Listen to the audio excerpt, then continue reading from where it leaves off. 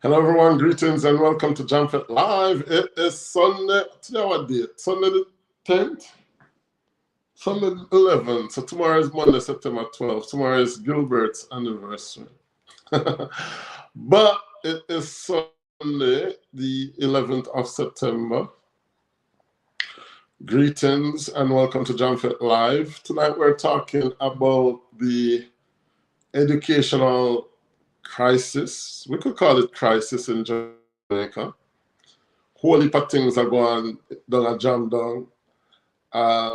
Teachers are migrating. Picking a fight teacher. Children fighting each other. Principals and vice principals being assassinated. We could use that term. A lot of things are going on that,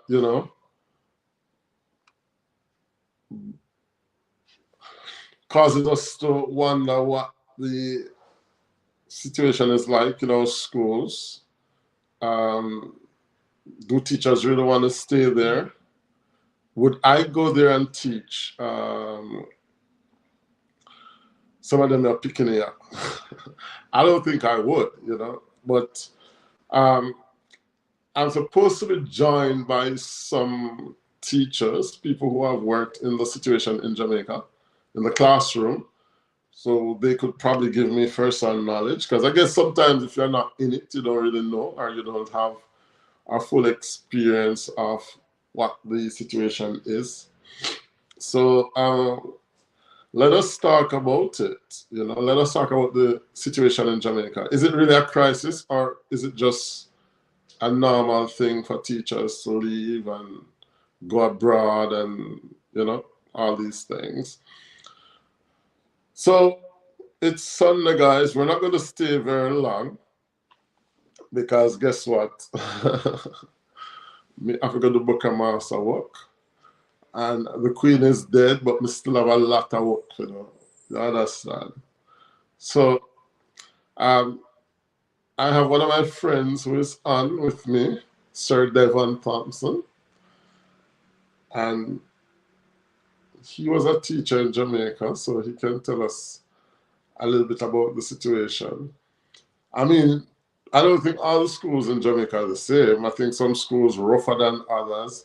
I don't know if, I remember when we went to Calabar, about a ghetto people, we see up them, I was like, is this Calabar? Is this the great Calabar high school? Pure rough and crusty people when they see up there. And then you might go to another school, I don't know, maybe St. Andrew High, and you see a bit more polished students. So I don't know, is it sometimes based on where you live, the area? Some Jamaican just bad broke, we know that. Some people just a bad breed. But from a teacher's perspective, we're going to try to understand, things from a teacher's perspective. Mas Devan, Wagwan. Yeah. What's up? Yes, greetings. Welcome to Jamfet Live.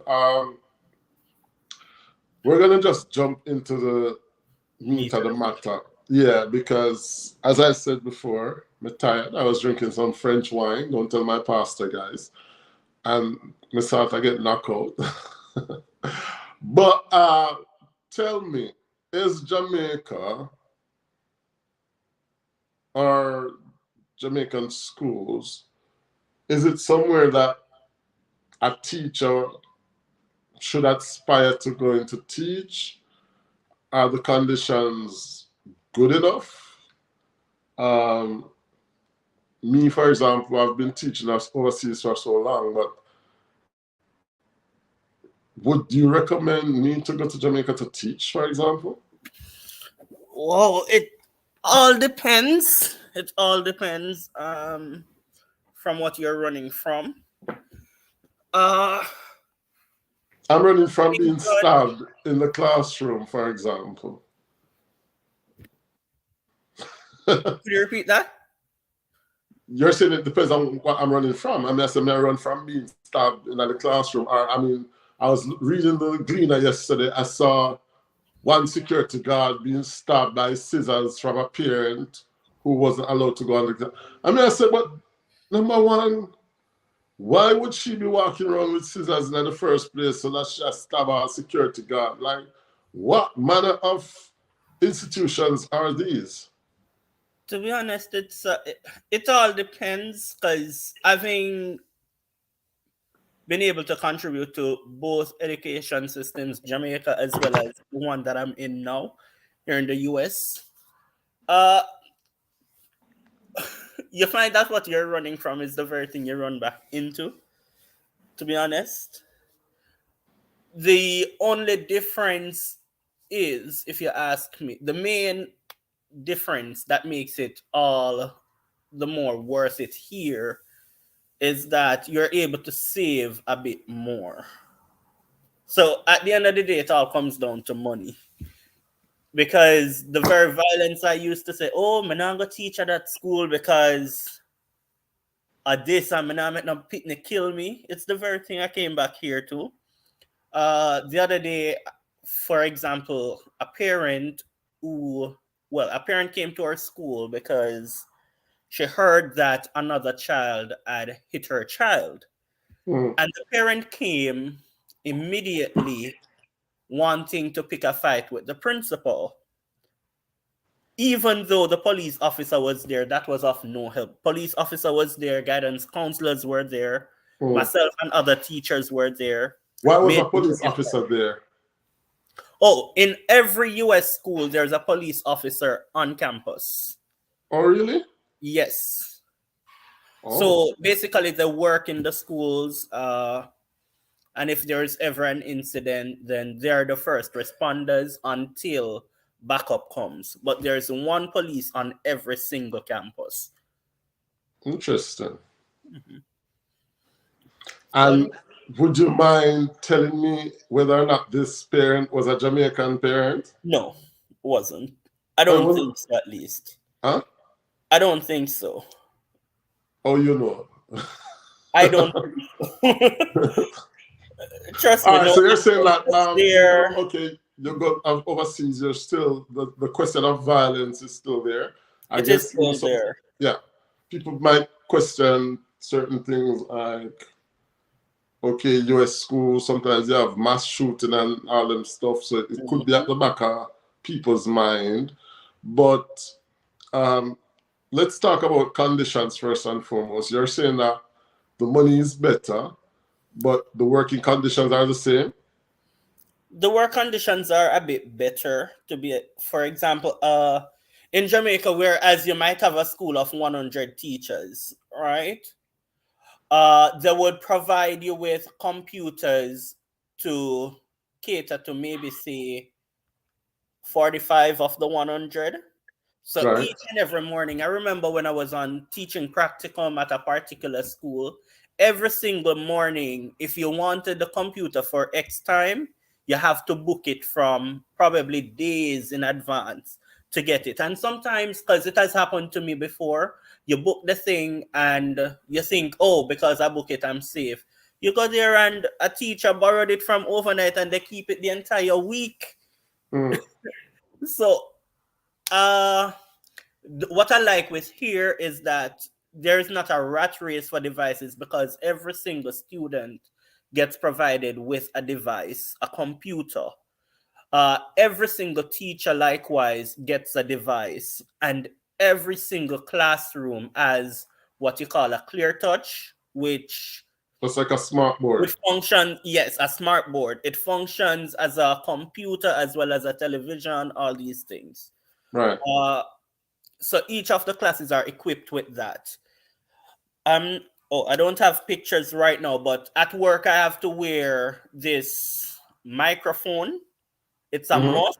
Even if it's not on, you have to wear it because in it is built in a panic button where if something were to happen in your classroom or at the school and it's, let's say, beyond admin. Let's say a student, for example, I don't know, there's a medical emergency. I don't have the time to call the nurse or wait for the nurse. I press the panic button and that signals my admin where they're able to triangulate where in the building I am. And it also sends a message to the school district as well as the police offices close to us and the fire department, and everybody responds to that button press. Oh So wow. That sounds like a rich school, Devon, man. Are you in a public school? it's a public school. All of us have to wear it. Every one of us. So there's that. Each classroom is built with inbuilt sound system. Right. So while I'm teaching my classes, which by the way, I don't have 40, 50 odd students in one class. My largest class this semester is 21. Last semester, my largest class was, I think, maybe 14 students. Right. The classes are air conditioned, but even with all of that, we still have the microphone with the built-in sound system where students are able to hear us. So it's not like Jamaica where you have this big entire, this big room with 40 plus students, and John, who's sitting all the way at the back, can't hear you when you're at the front, writing on the board and talking to students at the same time. So that makes it a bit better. The classrooms are air conditioned, whereas in Jamaica, the condition was, you have poorly ventilated rooms with 40 plus students, sometimes 50 or depending on the school, one teacher with maybe 2 3 windows, not enough for some fresh air. So that's something else that I can appreciate here. All the Well, I won't speak to the restrooms and stuff because in Jamaica, I think all the school buildings, each block has a restroom. So that's a give and take that you can bear with. But I mean, in terms of the facilities, it's way better. The resources, it's way better. But the whole issue, I think, that's pushing a lot of us out is just the payment. Which, as I said before, it's just that right here you're able to save more, which makes it a bit more worth it. Because over here, you have it's a lot that you have to deal with. For example, at my school, last semester, I don't say any this semester, but students are wearing house arrest bracelets to school. Right now, Wearing what? yeah, house arrest bracelets, like What is that? house arrest, but they're still allowed Oh, to. house arrest? Oh, Yes. wait. Uh, I was thinking last maybe semester some we had. fashionable thing you were talking about. You mean like police electronic bracelets? Yeah, those. Oh, Last semester we had some seventh graders who, I think they were. I don't understand the situation, but to my understanding, they were wanted for murder. Seventh grade. At my wow. school. So it's. I mean, it's difficult whichever way you look at It's it. like jumping out of the frying pan into the fire Into to the a certain fire, extent. yeah. The only difference is, at least if you There was still die, like money at the end of the month. you can't. Your family can feel happy. Yeah. That's the only difference, really. Where And another thing that I will forever appreciate. I think my school probably want to kick me out by now because I continue to say this. Back home in Jamaica, you could get kids to, you could speak to them and get them to want to learn. Whereas over here, kids just don't want to learn. They don't see the reason. No matter how you flip it, turn it, toss it, dress it up, they're not interested in learning. But I think it's fair to say that irrespective of whatever country you're in, there's just a change in standard. Like, I don't know, picking just get badder and badder every year, irrespective of the country to a certain extent. Some countries or some cultures I find to be a lot more violent than others. Like in France, okay, I don't really teach in an international school here in France. No, what may I say? I teach in an international school here in France. I'm telling you, I'm drunk, But I don't teach in a public school here in France. But even when I used to be in the public schools here, I didn't feel threatened. My security, I didn't feel For real. like fight I go bust out in my class or you understand? Like Yeah, like I remember when I was in Boulogne, that was never my experience. I always wondered, do these kids even, because some of the things that the teachers would get upset about when I was an assistant in France was just that, oh, John talks too much. And I'm like, really? exactly. Which a student would want to talk in my class? Mm. So, I mean, Yeah. So I mean some cultures it's clear there's a breakdown of the social fabric as people would say. But um I think the situation in Jamaica, I don't know. I don't think all schools in Jamaica bad. no, I trust don't me. know. Because I remember the only badness I endured at one school that I taught at in Jamaica was when, it was one of these affluent schools. And Mm. parents would literally think, oh, because your child is excelling in every other subject, they're going to be excelling in yours. But the reality is, you take the child out of school more than the child even get free. I don't even know how to put it. Mm. That was the situation. Like parents would take their child out of school just to go on a horseback riding trip in Mexico. The kid Oh. just do the work, and when the child comes back, they're not making an effort to get the work done. So you have to give Mm. a grade, and parents would literally, I've endured it. Parents sent me emails with their long list of credentials. Oh, I am the CEO of this and this, and I want my child to that grade to change. And they would literally call the admin. I remember one time my HOD had to stand up for me because this was my first year at the school. And Mm. trust me, because the school big in a name, I Right. be afraid, but my HOD had to say no, because they took me to admin. Mm. So, Yeah, I mean, I think the biggest problem in Jamaica, or probably in any school, is parenting. Parents are part of the problem. Like, mhm. I remember that when I went to school in Jamaica, as a matter of fact, my mother probably is of a different breed. Because me go Jamaica earlier this year, and my mother go tell me, say, me can't go to Kingston. And I'm like, mother, how old me be? You understand? So my mother probably did different because I know my mother ruled me. But I'm just thinking that when I was going to school, me couldn't farm fool. You Me couldn't mad? even raise my voice to teacher because as far as I'm concerned, my mother always think the teacher is always right. Yes, I know, Uh, right? Because yeah, my grandmother tell my teacher, what? Just save the eye. To this day, I can't understand it. That's all she said. yeah, Just save the eye. yeah. But no parents are going to fight. Yeah. I mean, you always had one or two parents when they just cantankerous from morning where would I did cause drama. Mm-hmm. But now I'm thinking that a lot more parents, I don't know if I young them young, I Too don't know young. if I And I think also here that's part of the issue. A lot of these parents are so young and they don't value education. So how can but you expect your child to come to school? Like last semester, not last semester, but the semester before, the first one I came here, had a student who she was doing well in other classes, but she wasn't doing well in mine. And I asked her why, what's wrong? Her response to me was, well, your subject is hard, and I spoke to my mother. My mother said I'm passing every other subject, so she doesn't care if I fail this one. you That was see? the mother's response. So it's Yeah. So parents are a big part of the issue.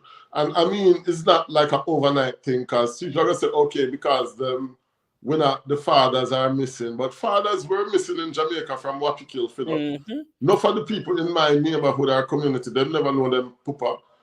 I mean, so I don't think it's just a question that, okay, it's single parent families or whatever. I don't know. I don't know why parents nowadays, is it that them said, okay, maybe because a lot of us went through abuse, physical abuse. Because, like, if I think about when I was back in primary school, I was a good student, so I never really get no whole lick and stuff. But some of them picked me, they were literally abused physically. So maybe some of these kids are like, them grow up now and them are like, oh, teacher used to Rebelling. lick me in a school, me now make that happen to me, pick me. And maybe that's part of the thing, I don't know. But appearance are the problem. Yeah, and if they can be honest too, some of them will get the lick. It made them all the better. Of 'Cause course. I was never a bad student, but me get my fair share of beating, and not make me worse off. Yeah. But So, then I guess I can't think of it as one size fit all, because the same waterway. When them say harden the egg, soften the potato. So yeah, but no, come on. Like, me go to Jamaica with there, and if I saw a kid doing something wrong, I'm not sure I would have talked to the kid. Unlike when we used to go to school, and like, if we are walk in the middle of the road, somebody are going to say, come out the road, boy, and walk on the bank. You understand? Like, no, if most Jamaicans, if you see one picnic walking in the middle of the road, you ain't going to you say mind nothing your problem. business. You mind your business. So I guess, but then I'm thinking that a lot of countries in the world have become more and more civilized. And yet we seem to be becoming more and more violent. I may not understand that. I don't know what causes that. Well, trust me, it's not us alone, because the US as well. Trust me. The US as well. Yeah, but we're in the US. Are you talking um, the immigrant headquarters, like where a lot of immigrants are, or Not necessarily, because if you I'm get in an my area question? where it's not immigrant, um what do you call that? It's not an immigrant hotspot per se, but I don't know. I really don't know. But my area is not one of those, and it is pretty bad. I remember last year several times, because when you're here as a new teacher, you get two persons assigned to you. You get a teacher support coach, and you get a get better faster coach. And several times I would cry to my get better faster coach, because she would come in your class and they tell you what they think you can do better and all Mm. those stuff. And trust me, a whole heap of time about to her and say, look here, I think this is my first and my last semester. Me I go left and I can't deal with this. This is not what I sign up for. It it's a whole heap of ball, my ball. It's just that bad. It is that bad. So basically, what you are saying is that enough of the teachers them were left Jamaica thinking that are leaving to come to paradise, and it's not necessarily the case. Yes, it is not paradise. I mean, the resources again, it's there. The salary you get, it's a bit better, but if when you look at it in the US system, it is really not all that either. Mm. Um, but if you're thinking of, because I like to think of my money in Jamaican money, 'cause it help me be a bit of a miser. Mm. Because if I look at it, oh, it's just $2. I spend off everything. So I have to think of everything, as would I Right. spend this much on this in Jamaica? That's how I look at it. But as I'm saying though, it's just that with here the resources are better. You get a bit more payment. Uh, and that's basically it. That is it. You feel supported as well in the schools. Are they the best? No, but you still feel a bit more supported. Whereas in Jamaica, as you're seeing in some of the articles being written, admin are really the reason why some of we are left to. Mm. So it's not When you just say about admin, what does Jamaica as that mean? well. Um, I think some of them, they have been out of the classrooms for way too long, so they have forgotten what it's like to be a teacher. Mm-hmm. That's one of the things that I think is really causing all of this. But maybe if some of them go back in a classroom, that would make a difference. Oh, you're saying like when you say admin, you're talking like Ministry of Education? No, man, not the ministry. I mean, they're part of the problem too. Mm. A big part of the problem. But You think they admins need to within change Favor Williams? I think principals, she's the a vice nice lady, but I don't think she principals. can inspire people. Go again? Sorry to say. No, I was saying I think they should change Favor Williams because Oh yes, definitely, I think she's definitely. a competent woman, but I don't think she She has inspires. nothing, um, no qualification whatsoever No where man, she has some education high is concerned. qualifications, but Yes, she does, but not where education is concerned. So how right. can you take someone who has never walked in the shoe to actually fill the position? It makes no sense. And she doesn't seem as if she listens until they're not listening. I mean, not that they have ever listened, but she's definitely not listening. I Because guess sometimes like because what she's listening for. she would have gone through a lot of educational I'm searching for my words, guys. I'm not 100% to that at all. I mean, Favor, most of her education would have been overseas. So she would have been exposed to a certain level of education, whether or not she is an educator. Yeah, but I don't think you have her to be an only educator. experience is in the capacity of a student, I don't not think as you a have to be an facilitator. educator to be a good administrator of education. But it makes a difference. It It makes a makes a difference. difference. A major difference, which I think is part of the issue that she's having now. So Or the maybe admin she's. is part of the problem, man. Mm, The vice principals and principals who want to be favored by the MOE in hopes that one day their political career can get, mhm. wings and fly off, take off, as we put it. Okay. Um, Politics is too much in our schools as well. I mean, likewise here, but in Jamaica, I think it's more politics than really to say that they care, and then everything that they see, they want to control C and control P in what you call it, control V, sorry, Mm. in our system. And you need to understand, so what work for America now go work for your culture. A two different type of, culture you deal with. You can't copy and paste everything. First of all, some of the things where America do not even work for them either. Mm. So So talk about you then. Why you thought that you wanted to leave Jamaica to go overseas? boy, Because for I'm me, not going to talk about your business still, but you came to France trust me, before. I willing to talk. For me, for me, one, it was about first of all, money was a big issue for me. Mm. Um, in But me as a Jamaica, teacher, Jamaica get what the loan and them preferential treatment, the yeah, loan car. and them something there. Me no want loan, but me want if can comfortable. By the time you get my starting salary was like what 156 before tax.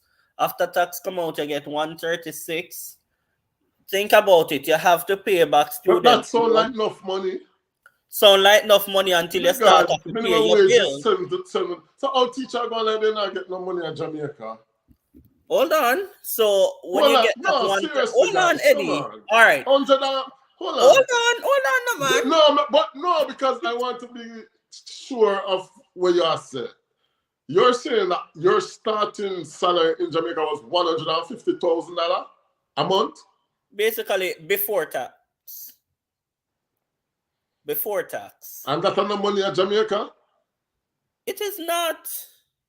$150,000 a month? Eddie, well, you live in France few much years now, but you don't know.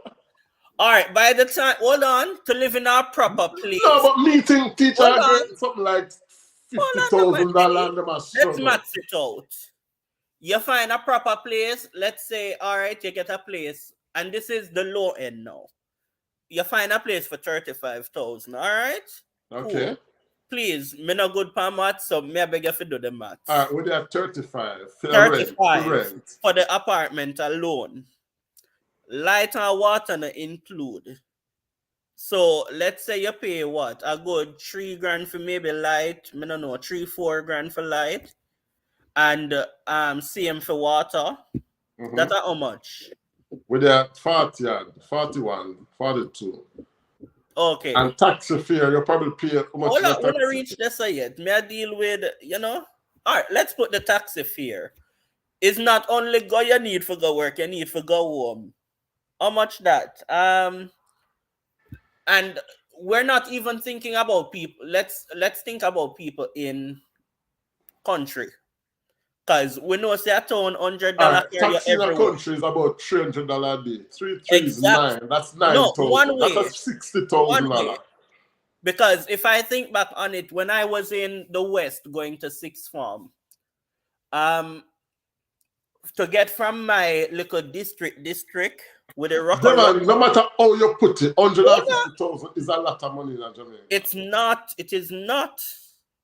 So from my district to come down is 150, where we can get bus figure into Mobile.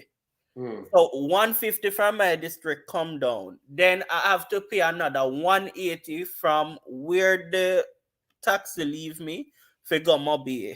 Then from there, so me have to pay a next 130, and that is just one way. One way. So 150 plus 180 how much? I don't know maths. Let's maths it. That is what 150 plus 180, that's 330. Okay. Plus the other 130 if you go from Mobile to where I'm going. How much that? All right, call it $500 a day. Okay, and that's a one way. So $1,000 a day. Both ways. Right? And you have to do this 5 days a week. For 4 But weeks. also it's your choice. That means you never did pay rent, because if you live so far, it means No. that you're in your because why would that you live so far from your work? Anyway, but let's take so much not taxi and no, bus. that's the reality. Trust me, it is the reality. You have teachers like that. Oh, that's what they have to pay. All right. $1,000 a day, 5 days a week. That's a 5 grand for the week. 5 4 is 20. That's 20,000 for transportation. Plus your 35 where you're paying a rent. How much money that? 55,000 gone out of the 130. Okay. Groceries for last year for the month. Let's put it at what? A good 15 grand? Yeah. Okay, how much that? What, 75 maybe? I don't know, 70? Call it 80. Hold on. 55 and 15. 70. 70 grand. Right? Out of the 130. Now, if you owe student loan, God forbid you owe student loan. When them take out for them portion, what you left with? Let me see. People are pay back all 5 grand a month, I think. So all right, 75. Let's put it at that. But Devon, okay, maybe it's not a lot of money, but like call center workers, I work not even 50 grand, and them make it. Trust me, at the time them I did that dead. Cause I remember when I just came back from France, I that me there for a while till me get a teaching job. Me did a struggle. Then that's what Jamaica hard. I was struggling. Whereas see me come up here and me come up here in our August last year, and me able to pay off my student loan by February in full. By my car in May. So it financially it's better here. The teaching conditions are better. The only discouragement that you have here is the students' unwillingness to learn, that's one. And I guess that's it, honestly. Just them Mm. unwillingness to learn, them no want to learn, no care how you put education to them no want it. But at the end of the day, that's how I get paid. That's one thing That's I will forever appreciate with my Jamaican students. They wanted to learn. No matter how bad them be, them want to mhm. learn. Right. Could get them to want to learn. So you're saying that you have no regrets then for leaving the Jamaican classroom? Financially, that's my regret. So it's all about Otherwise, money then. So what happened to the no, it's teacher not who all about gives, money, but what about the outside of that, teacher who gives up their time and effort and dedication and and all them something there? on It top of can't it, just be all about money. you felt unappreciated too, in that your hard work is never recognized. Even forget about money, your hard work is never recognized. Like I remember when I was teaching there, I used to have like 33 sessions for the week. Mm. That'll kill me. Right? As me only teach 3 class a day, 1 hour, 5 minutes. And trust me, by the time, because we have to take them to the restroom. If I What? take away the time used to What do you take, mean you have to take them to the restroom? yeah, forget, because here students are treated like prisoners. Honestly, they are. They can't talk in the hallways. They can't. They they can't move from them seat once them sit down, or a problem them, they can't walk the hallways by themselves. Hmm. So Yeah, that's the same thing here. Like they move around two by twos, but that's just to prevent them from committing suicide and them something. But um, like you can, if they want to go outside to the restroom, you send them in twos, but you don't actually go. oh, you have to take them. Like you have to stand in the So hallways. you leave your class empty while they're going. You take everybody because they're not to be unattended. So what I do Oh. is either you use the restroom. I use the first maybe 10-15 minutes of my class to use the restroom. I mean, it never Mm. gets to 15, but you set aside that time. Uh the first 10 minutes or the last 10 minutes of class to use the restroom. Okay. So that's how we do it. So by the time I take out that time, I only get like what? A good 45 to something minutes. Because Mhm. in your teaching time, you have to do the attendance and all these things. So you barely get time for teach, trust me. Oh, so I just I get paid and nothing really I go on. You basically right here I'm getting paid to babysit if you ask me, because kids are not learning. And even if, because I've had students who don't do no work at all, and the school district will tell you, even if they don't do the work throughout the semester, you can put in a zero or a missing, but at the end of the semester, before you submit grades, you have to give them a 50%. Even What? if the people did not submit nothing. Not that they did it and it was all wrong, they didn't Mhm. do it. You have to give them a 50 because they say a zero is more difficult for a student to rise back from than a 50. 50 is still failing, so them say, but No, sir, then the foolishness can go. Over here, they say that's that what you they can't give say. less than 10%. That's the rule. Because, and they're saying that less than 10%, it's like the teacher didn't really look out for the kid all year. But, so if you get like 2% on an exam, we'll change it to 10%. Because it look better, your two figures, but we can feel them backside if them don't do well. Or if them don't do no work. Yeah. Trust me, that's one thing I still don't agree with. And by the way, those students who would have done their work and get the 70 or whatever, Hmm. or if you did the work and you got a 50, I have to go back in my register and look for everybody that did the work and got 50 and bump them up Up to like them. a 54, 60. So I No, Sam, if remember you say you're last not read my the rule, first that's all right. semester, my first semester when they told me I need to, because I submitted the zeros, they come back to me and say, no, you have to change it. And I had to go in and change every one of the zeros because all know me not buying a them system of giving 50. Because if you ask me, that's teaching the child that guess what, you don't need to do the work, you still are gonna get a grade. And No, a sir, lot that of could have them, never be a sensible policy. Whoever put that in, like, me, I wonder that's if what never I you not think. read. You're Tell probably them. that must be a local rule in a your school. That cannot be an American thing It's all America around. because when I spoke with my friends who were teaching in North Carolina last year, it's Hey, the same Toops, policy. Nazilla, greetings to you. Same policy. Blessings and love to my two favorite Hey people. Coco, Tupsa Coco.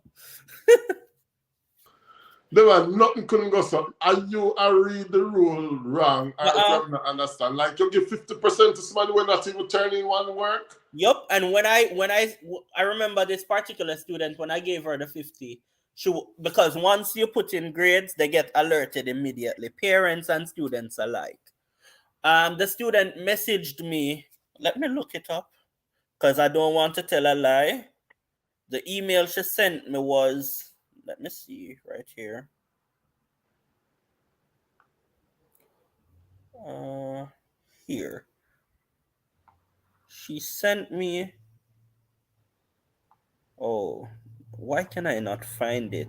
But the student sent me an email, well, a message on Canvas, which is the learning system we use to give them work. She sent me a message there. It came to my email. How did I get a 50 and I didn't do the work? To this day, I haven't responded to that email. Mm. What me I go tell her say? Oh, So wow. That I don't know. They would have to fire me because I could not do. I would not do that. uh-huh. So me have So to in keep that regard, Jamaica then is probably better, but you don't do the work, you don't get the grade. mm, That's what I love there. I mean, I think more of our students too would do better in Jamaica if they had even half and the the support. resources that we have here. And the saddest thing about it is that the ones who have it, they don't appreciate it. Mm, Like this semester, they are. I am yet to give my students work on the computer because they have changed up the rules now because of what has been happening in the past couple of years. right. This year, students are able to take their computers to core classes, but they can't take it to connections, which is what I teach, because it's basically an elective. Not that they get to choose, but my class is not one of the must do's. So they can't take their computers to my class. And what would happen last year? The students are going to the bathroom. This is it. Mm-hmm. Fling the computer. I kid I'm, you not. So this I'm semester, seeing a Kerry lot of backstage, students but we are can't without identify. devices because they mash them up.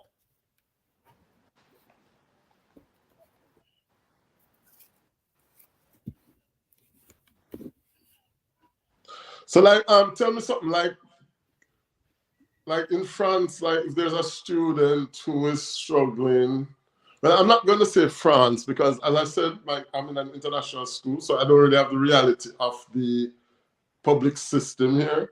But let's say like a student is struggling with like learning difficulties. Like in Jamaica, they have like ways and means to identify those Honestly, I and have support no those idea. students. As much as I was in the system, I don't know. So like if you see a student like that person, you suspect that that person is probably dyslexic, or would you be able to? Give me a minute. I need to grab my charger.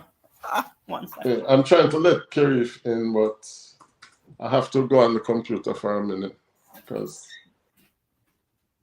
he could probably answer that question.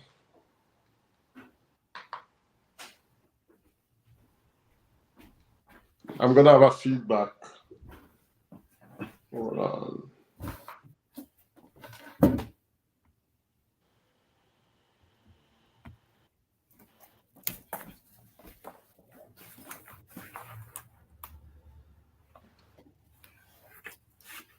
Oh, it's saying his device is not connected.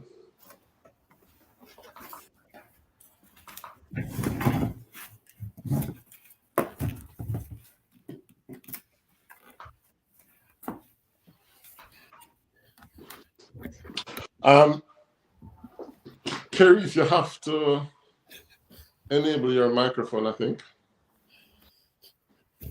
because it's saying that your device is not connected. Or leave and come back. Oh, I think he's there now. Hearing me? Greetings, Sir Clark. How are you? I'm well, thanks. How are you doing? I'm great. I'm great. I have one of your former students online. So I see. Hello, Devon. Hey, Mr. Clark. So, yeah, we were talking about the situation, the education. I'm hearing an echo. Maybe you have two devices on. From me? Yeah. I don't think so. Or let me see something.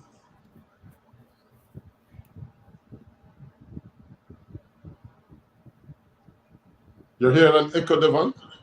Yes.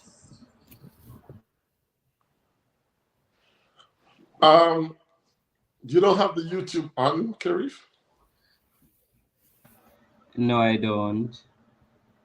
Okay, I think it's no. I'm still hearing an echo. I don't know why. Let me see something. All right, we'll try it like this. So, what were you saying, Devon?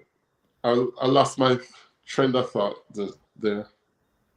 Oh no, I was just saying that Oh yeah, I was asking about the learning. Maybe Mr. Clark can help me with this, like, because he knows more about like the how to identify organizational structures and things like that. So we're asking about like students who are struggling with like learning difficulties. Like, are there means of identifying and supporting these students in Jamaica? There are ways of supporting those students. In fact, there is a unit at UWI, a special education unit that works in collaboration with the unit in the ministry that will provide assistance to students. There are also schools. I'm not sure of the number of schools that exist in Jamaica, but there are also schools that provide special care and attention to students who are in need. However, there has been a thrust to take an integrative approach to learning, and so teachers are encouraged to facilitate these students within what we would say is a regular classroom setting. We have seen, though, that some teachers are not so equipped to deal with these students because of the special attention that they will need. However, what I can say is that in the Teachers College curriculum, or the teacher education curriculum, and in some curricula at the tertiary level, at the postgraduate level, students are exposed to special needs or courses of that nature, where student teachers or teachers are encouraged to look out for signs or to at least be able to identify students who are in need and then to make referrals for them. Okay. All right. Alan, sister, greetings to you as well. So we were talking earlier, Terry, about like the situation in Jamaica. And Devon was talking about his personal experience as to why he decided to join the exit train from the Jamaican classroom. And basically, he made the point that there wasn't so much of a difference between like the situation in Jamaica and say the USA. I was gonna say some French there. Apart from like the financial aspect, um, Mr. Madden is here as well. Let's add him to the stream. So everybody is ready.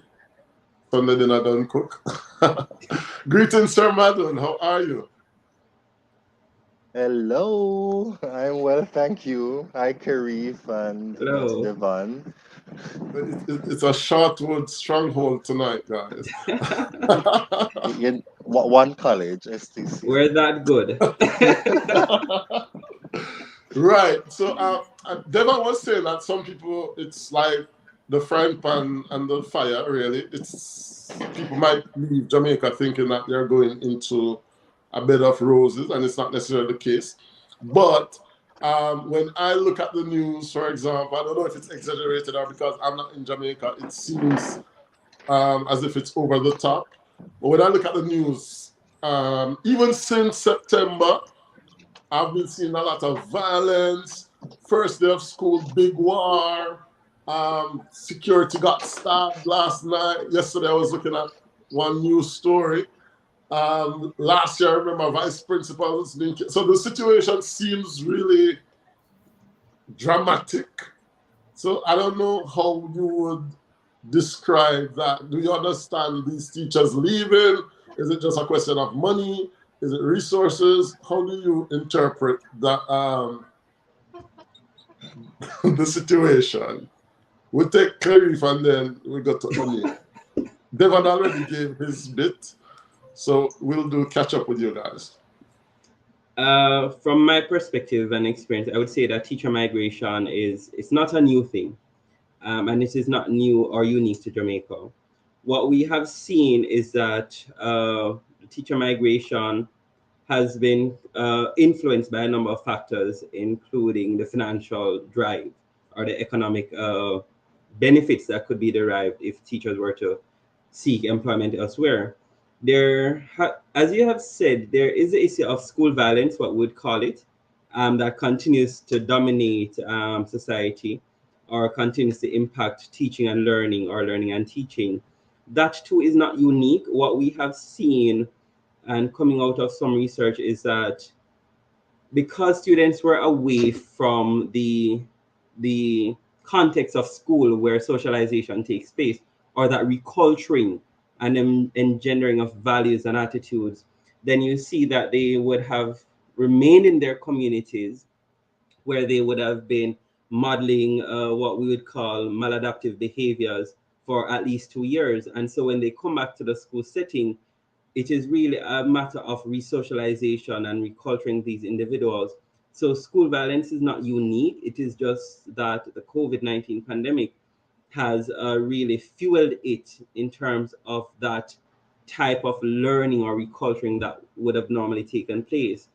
Teacher migration, I mean, teachers leave for varying reasons in terms of resources, as was said earlier. That is a part of it. They do not have the resources.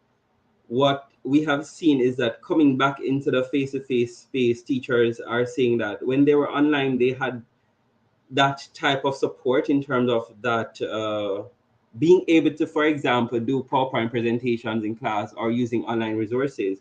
Some schools are not so equipped to have those resources available to teachers. And so you'll realize that individuals will transition from the Jamaican context.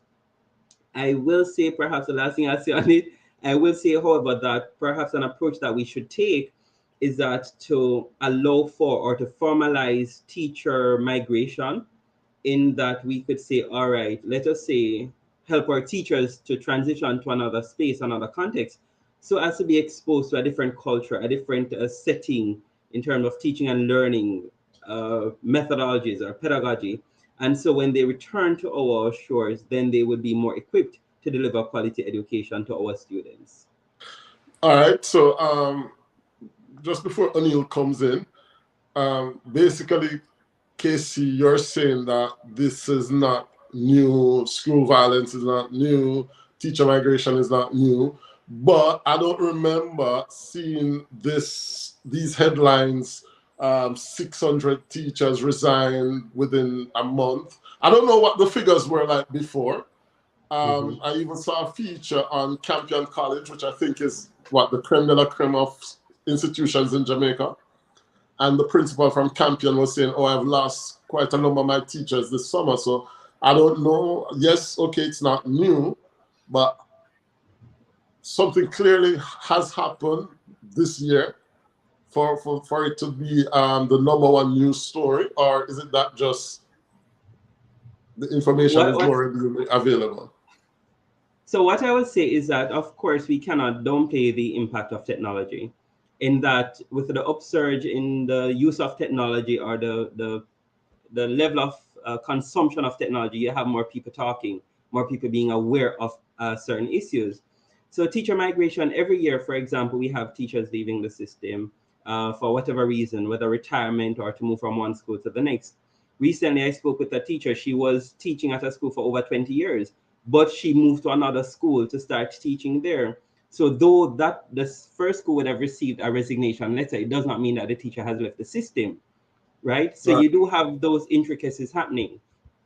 In terms of the other aspect as it relates to the numbers, what we can all right, what I can say is that generally teacher education has seen a decline in the number of students or pre-service teachers being enrolled in programs. Some colleges I've seen, they've had to close down or to stop offering specializations in certain areas Mhm. because there's no uptake for that particular area. So there is that. As it relates to how many teachers come into the system or new to the system, I think we really have to get the data to make those conclusions.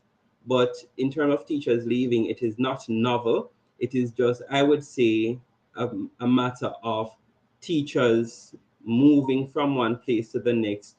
And we're so in touch with the reality in terms of what is happening. So more people are aware of the intricacies of teaching and learning and the system. All right, Sir Madden. I'm not sure if I have anything to say after what Karif has contributed. Yeah, but well, Yeah, given your I figures in terms of from your perspective, because you're the head of the Jamaican Association of French Teachers, so you would know, for example, if this year there are more unfilled positions as opposed to previous years. I don't know. right. I want to also just point to something that Karim just mentioned. I think the numbers I wrote recently in a column that there's a war of figures. You know, everybody's trying to come out to say something without actually providing the accurate data. Right. And I think people do it for different reasons. And so is it that we present data to kind of over exaggerate a situation or to downplay it? So with the different parties need to know why they actually put out the figures that they put out. And as Karif also mentioned, I've known of cases where even teachers from the institution that you mentioned from Campion College, they have just transferred to another school. So it's not that more, some of them have not migrated, they've just taken up Right. opportunities in other schools. In terms of the French discipline, clearly we have a shortage of teachers. Up to earlier, a colleague of mine was talking to me and was saying, listen, we still need teachers both for French and Spanish, and this is one of the top schools in the corporate area. So I'm saying if we can't find teachers to go to these schools that people usually go to, because Right. these are the brighter Name set of brands to quote. students, and yeah, if we don't have teachers, taking up these vacancies, it's clear that we have a deficit in teaching in certain disciplines. Also, we have to, I'm not sure if it was mentioned anytime earlier, but the world operates based on demand and supply. Right. If the US mainly did not have a teacher shortage issue, several of our local teachers would not be going there. And so, which is why the headlines have been not dominated over the past weeks, because they have a great shortage of teachers, which obviously is going to affect developing countries like Jamaica. Right. And so there is no more access for our teachers to go into these spaces to fill these vacancies. If it weren't the case, a lot of them would have had to remain here. Mm. If Island I sister. may, one of the points that O'Neill raised, looking at specific disciplines, for example, in terms of foreign languages, that has been an issue for quite some time now, because we know that we have limited number of universities or tertiary education institutions that would train teachers in foreign languages. So it is not novel to us. Last week, I had a conversation with a teacher and well, a principal, and he indicated that they're starting French in their institution. So you do have schools within the corporate area who are willing to take on French and Mandarin, etc. But we have not, I would say, invested in the number of persons to be trained to be Right. foreign language educators, and that is not novel. We also have to think that most of the students who are trained in this discipline or this area, they seek other opportunities to better themselves. And the reality is that you can't always limit individuals with those skill sets, because those skill sets are so in demand, not only in teaching within the Caribbean context or within Jamaica. And so we also have to look at how much we invest in these areas, not just the math and science, but also areas that are limited in terms of the number of individuals that we have in these areas. And just to follow up, I sorry, felt on I that. felt that one coming from you, Mr. Clark. No, and it's true, because I remember I did an editorial on CBM recently talking about the economic benefits of being multilingual. Right. And I don't want to come off as being somebody who is of high importance and rich, but I actually teach across 3 campuses Mm. because of my skill set. And obviously, if we have, and right, 3 campuses, 2 different countries. But if we had sufficient people in the discipline, I don't think I would have 3 jobs, for example. But clearly, Mm. because we have a scarcity of resources, we get several opportunities. And so we are not limited to teaching. And if one day I feel like, listen, this is stressing me out or this is not remunerating me very well, I can easily leave it. And Right. I'm probably still here because I really love teaching. And that's what Devon said earlier, that money was a motivating factor.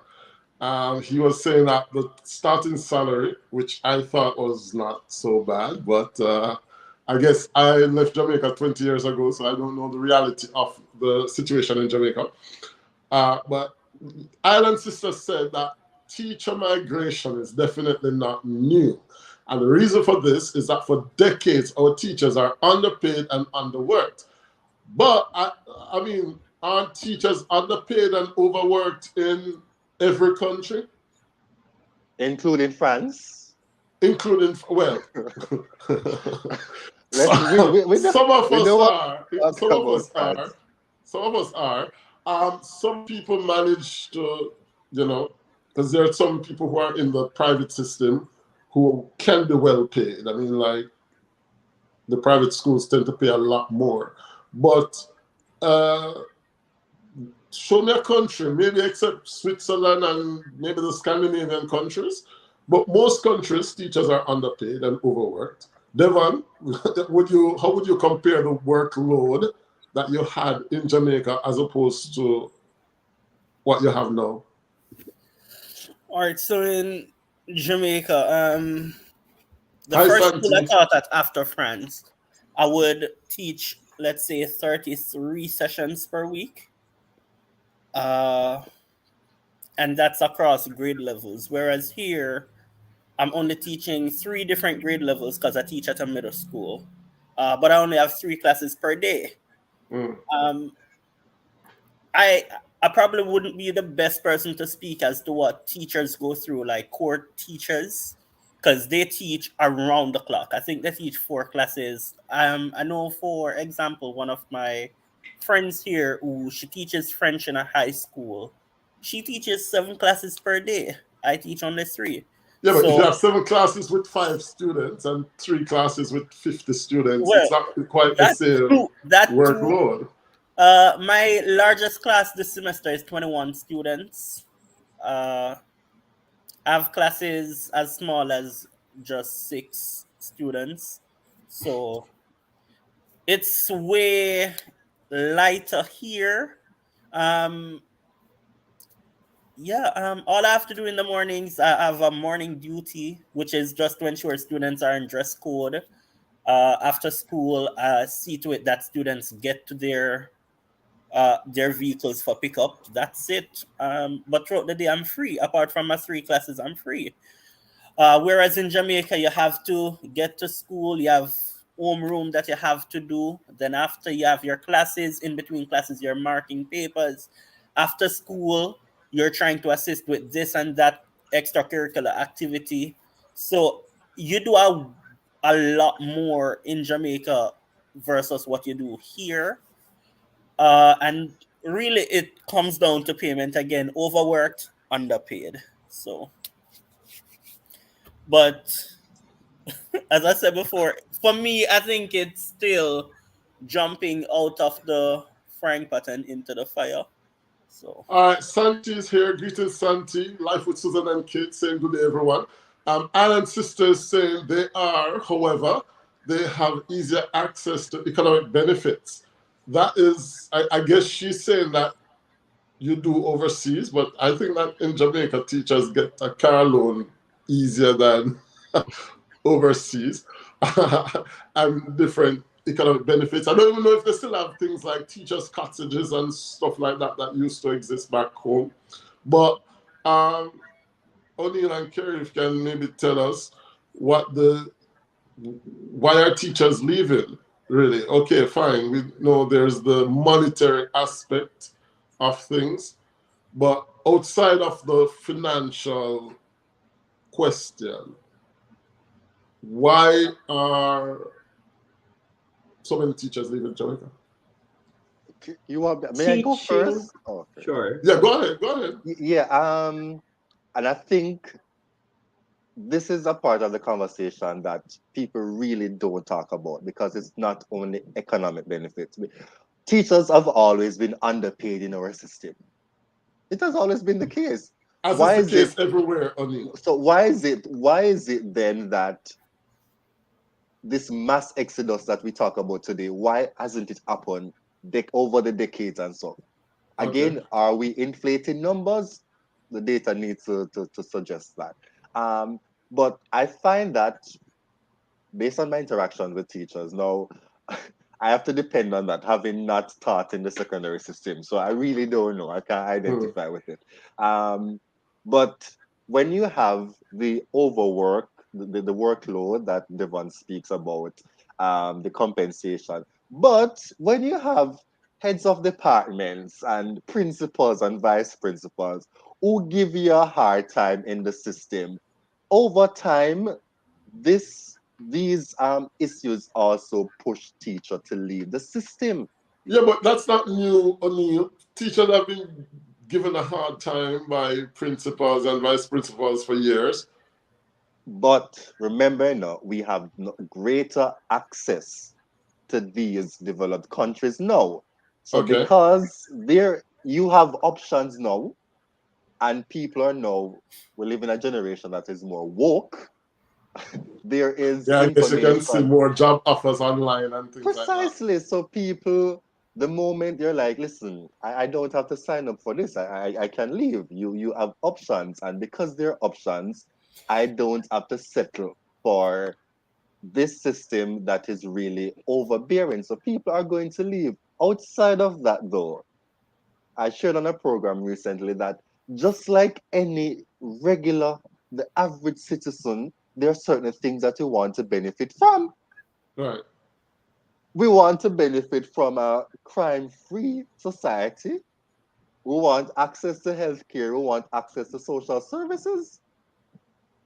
We want access to things that we can go, places that we can go to when we want to free our minds. And so people are looking for these things. And if the context in which they operate do not provide these things, it gives them greater reasons to leave. But But we're not suggesting for 1 minute that the United States is a crime-free environment, or exactly. that the No. American Of schools course not. are, I I'm think, not. I'm not speaking about the U.S. By itself, but people go to different countries. true. For me, I think part of the discussion has to be around the construction or the social construct of teaching, in that teaching is a multifaceted profession. And when you look at teaching, it is not necessarily in, if we were to use a blanket statement, it is not a vertical profession, in that you may have a teacher who is teaching for 10 or 15 years who has never been promoted to a senior teacher. And that is because the scope of teaching doesn't allow for that. You have teachers as human beings, as they would want to develop in their practice and so on, who would Yeah. also want to self actualize. And so when you have a teacher who is teaching for 5, 6 years, no promotion, or even longer than that, 10 years, who has not been elevated to a senior teacher to take on additional roles and responsibilities, to demonstrate additional skills that would have been garnered over the number of years, then that also complicates the problem. When I spoke with a teacher, again, who has worked for 22 years in one context, what is the scope of growth for that individual, right? It comes to a point that only raised in terms of the leadership of the institution, where if they're not providing that space for growth, where the teacher can say, all right, I have honed this skill set, let me demonstrate it, or let me put it in practice, then the teacher will be reduced to or confined to the regular or traditional means of teaching and learning, doing additional duties, whether to be an advisor to a club or a society, etc. In other professions, there's scope for growth. In education, there's only one person who can sit as a principal, for example. When you look at a school with 80 teachers, only one person can be elevated to such a position if the principal were to resign. We have limited number of departments, and only one teacher can be elevated to such a position. So it's not a vertical profession where there's scope for growth and for the teacher to become a different individual, as in evolution and so on. Not many persons will be elevated to an education officer, and typically to become an education officer, most persons would have worked or served as principals. Not very often you have people going on to become a lecturer at the tertiary level either.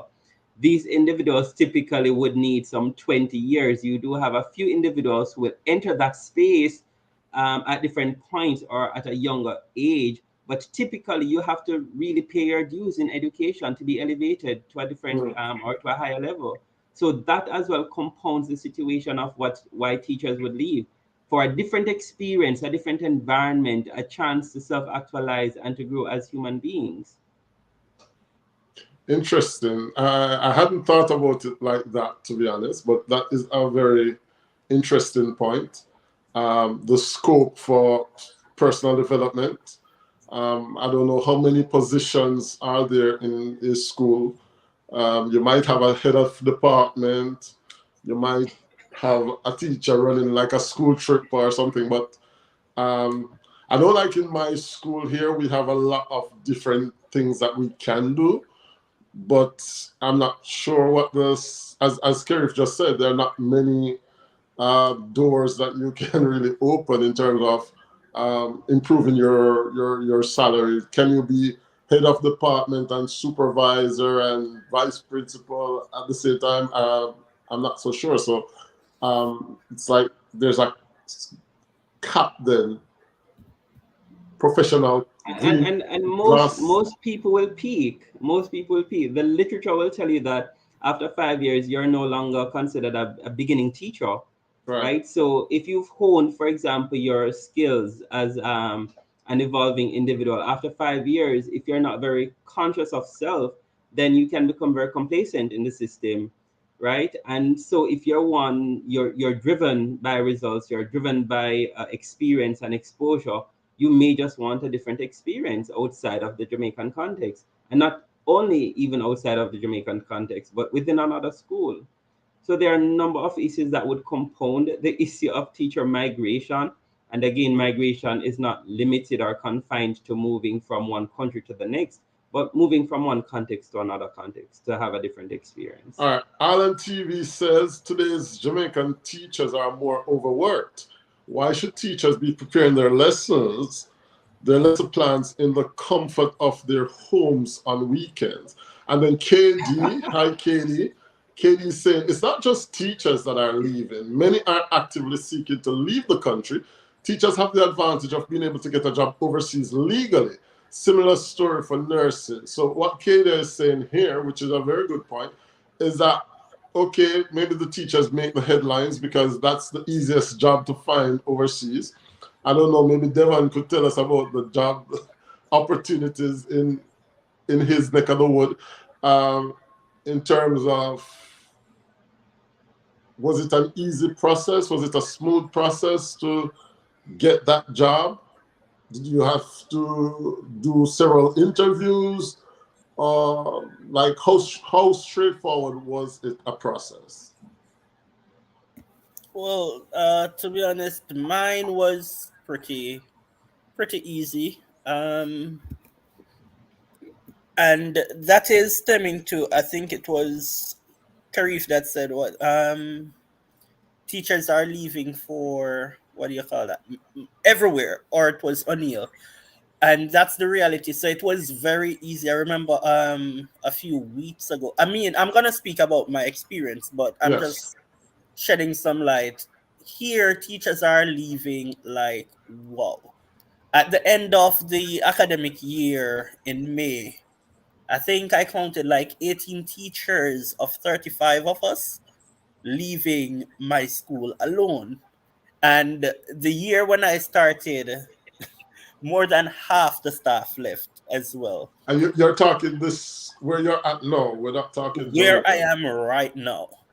Okay. And throughout the year, you have teachers. I remember in October of last year, one teacher just walked off the job, just like that. So of course they're gonna have all of these vacancies. So it's probably one of the easiest routes to get here because they're trying to replace just like that. So for me, my process was very easy because I see it as they're just desperate right now to the point where they currently have persons who are not even qualified in our classrooms here. So that's how desperate they are to fill the vacancies. So it's very easy to get the agencies to pick up a teacher like that. I don't know about the nurses, but yeah, Hmm. easy. Like Um, the same day I did my interview, I found out I got the job within Okay. minutes. So yeah. So if I may, go ahead. there are two things, or perhaps three things that I'll touch on quickly. One about teachers being overworked. I agree that teachers are overworked based on what we have to do as individuals. And however, there are some individuals who may argue that a teacher does not do a regular 9 to 5, Which is true. right? And so if school ends at 3 or 2:30, then in most schools you are free to leave. And so you may not get the same hours as in a work hour, right? As it relates to contact time, some schools, the sessions will vary. You can have like up to 20 hours for contact time and so on. But the work that we have to do on the back end, it is rather unique to the profession. And it is something that over time should become easier for you as an expert or as you develop expertise in the area of teaching and learning. I'm not necessarily one to advocate for the recycling of, for example, lesson plans, because things change in education, approaches change, methodologies change. However, your professional expertise that you would have garnered over the years should help you to become a better individual in making professional judgment or decisions about teaching and learning in your space or in your classroom. Well, I think the code of or the Education Act, one of those governing documents speaks to lesson planning. What I've found about lesson planning is that sometimes we require of teachers to write very detailed lesson plans. And I think that is one of the things that really adds to the stresses of teaching and learning, or in Mhm. preparation for teaching and learning, because you have individuals who may reach a stage in their development as teachers who will not necessarily have to sit and write an extensive lesson plan. And I say that on the premise that individuals develop at different paces, right, in their professional journeys. At the tertiary level, I prepare, for example, a course outline in which I detail exactly what I'll be covering per week. A Right, teacher at the secondary level is required to write a plan per day. That teacher may not reach that stage where they can forecast what they will be doing leading up to the end of the semester. And so it becomes very critical for the issue of leadership now and teacher development to be so important in how we engage teachers. In that you may have a teacher who you can trust that teacher based on his or her results, based on his or her professional judgment to make certain decisions as it relates to teaching and learning, and not leaving things up to chance. There are other individuals on the other hand who do not have that expertise and who you cannot trust to say, all right, they will come to a class well prepared, but they may not have a very detailed lesson plan.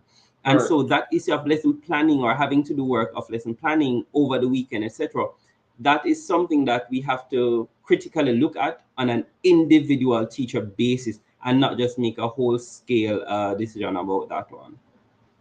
All And right, the the I last next. thing I say Oh, before, go on. just before, in terms of the teacher issue, we have to look at timing. It is back to school, right? And so in the throes of July, August, teaching or schooling becomes the focus of how we operate and what is presented in the media, because that is when the heights of preparation would go into effect.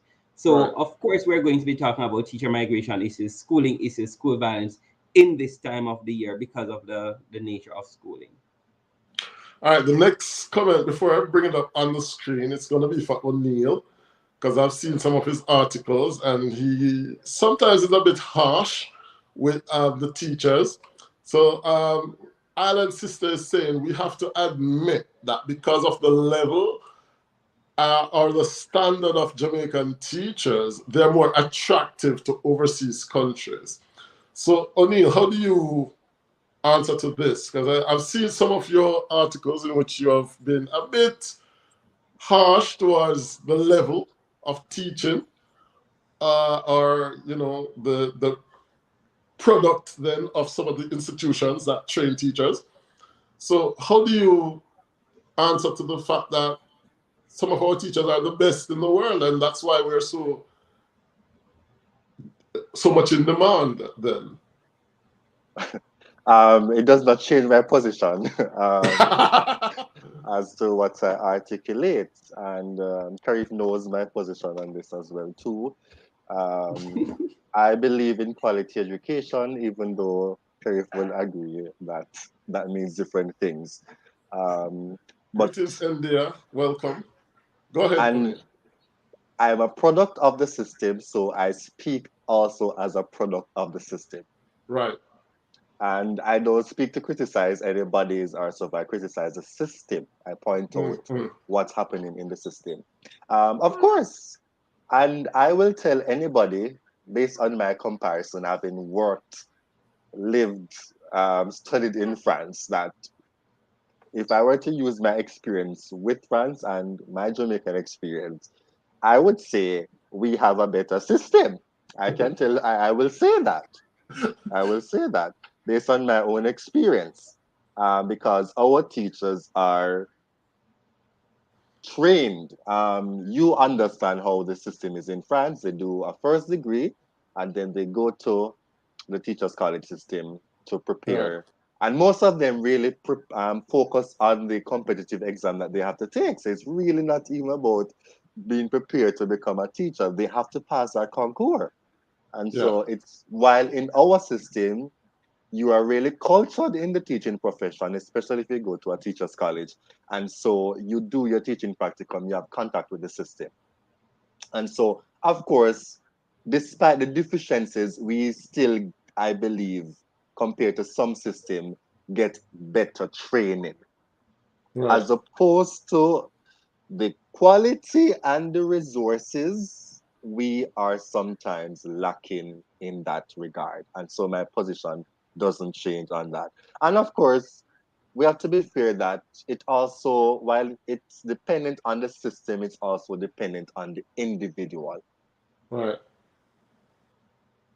So Jamaicans are also resilient people.